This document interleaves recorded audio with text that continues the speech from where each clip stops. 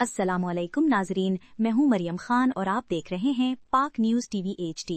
खबर शामिल करते हैं फैसलाबाद से। हमारे नुमाइंदे मोहम्मद अनवर की रिपोर्ट के मुताबिक फैसलाबाद में हेलमेट की पाबंदी सख्त होने के बाद से मोटरसाइकिल सवारों की मुश्किलात में इजाफा, जबकि हेलमेट फरोशों की चांदी हो गई है। एक तरफ 2000 का चालान है तो दूसरी जानिब दुकानदारों ने भी मौका गनीमत जानकर हेलमेट के मुंह मांगे दाम तलब करना शुरू कर दिए हैं।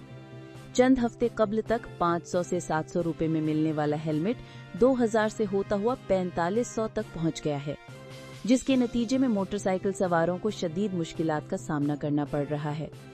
हेलमेट की कीमतों में बेतहाशा इजाफे से परेशान शहरियों ने मुतालबा किया है कि जिले इंतजामिया हेलमेट की कीमतों में फौरी तौर पर कमी मुमकिन बनाए ताकि वो मुनासिब दामों हेलमेट खरीद सकें।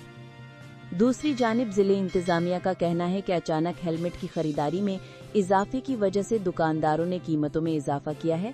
शहरियों की शिकायत पर ब्लैक में हेलमेट फरोख्त करने वालों के खिलाफ कार्रवाई शुरू कर दी गई है। अब तक के लिए इतना ही। मजीद खबरों के लिए देखते रहें पाक न्यूज टीवी HD।